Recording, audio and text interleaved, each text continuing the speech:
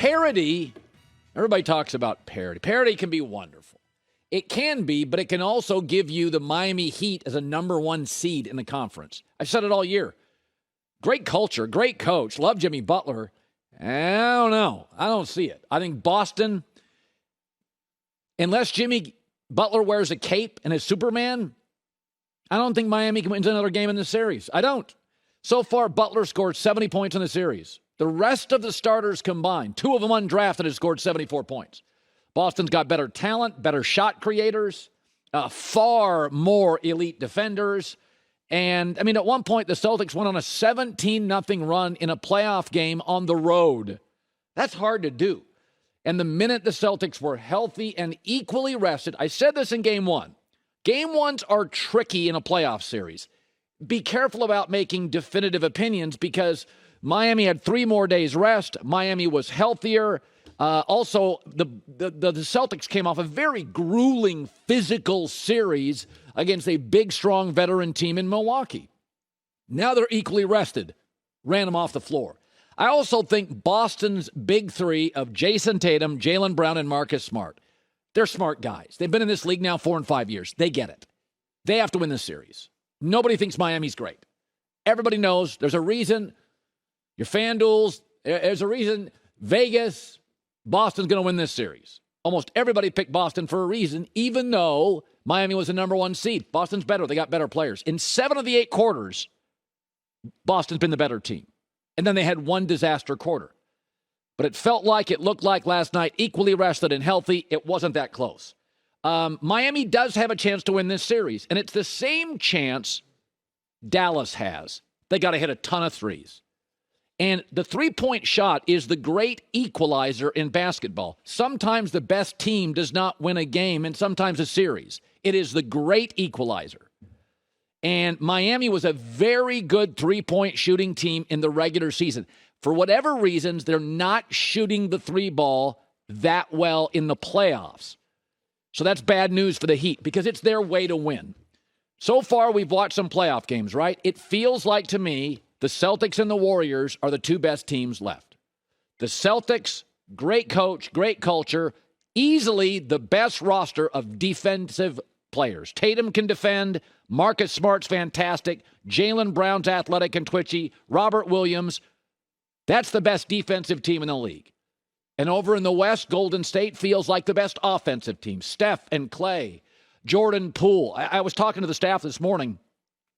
You know, in 10 or 15 years, Golden State on paper will look way better than they are now because we're going to look up if they win the championship and go, Andrew Wiggins was their 4th best player? And some nights it feels like that. I mean, he took Luka, discombobulated Luka, the great young talent in basketball.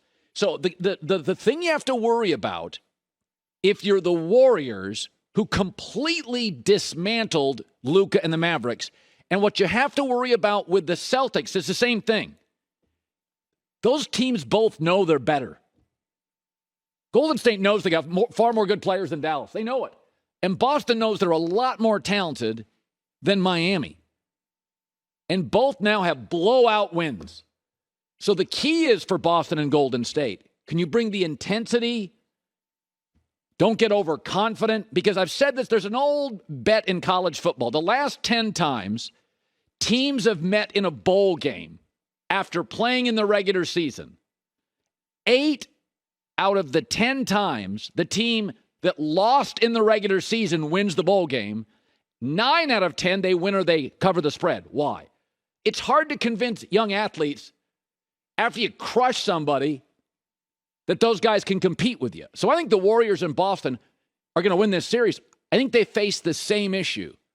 The coaches have to convince the players, hey, these guys, they get hot. It's a different series. I was watching the Celtics last night. The Celtics remind me a lot of Phoenix. And traditionally constructed, big man, couple of good wings, point guard, a Marcus Smart, Chris Paul, not a scorer first, then a good wing scorer, Booker, Jayson Tatum.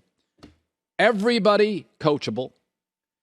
Players are committed both ends. Mikal Bridges, going to give you both ends. DeAndre Ayton, both ends. Chris Paul, both ends. Former NBA players or coaches.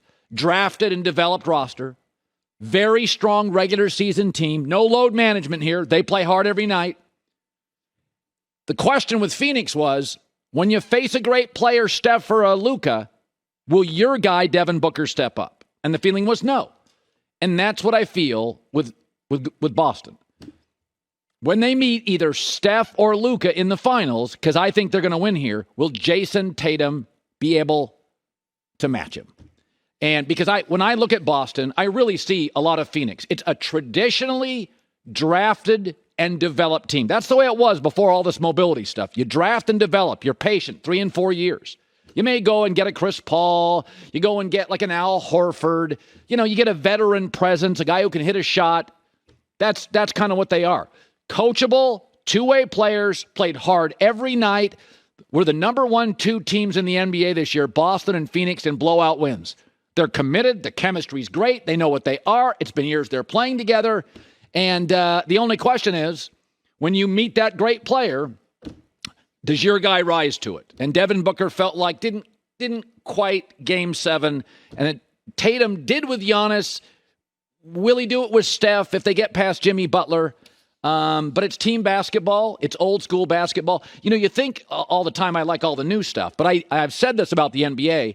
There are times when you watch these playoffs, it's basically who hits their three-pointers. It's not very nuanced. I see people on the internet trying to do analysis all the time. Dallas missed their threes. Golden State hit them. That's the game. Last night, Boston hit them. Miami missed them. You can talk about screens and pick and rolls and who hits their threes, who doesn't. Wins 90% of the games in the NBA now. So I do like players that are, kind of committed on both ends of the floor. I do like the traditional construct, the big, the wings, the non-scoring point guard. I like it. It's old school. It's 70s, 80s basketball. But they don't, this series, Dallas isn't as good as Golden State, and Miami's not as good as Boston. Their way out is the three-pointer.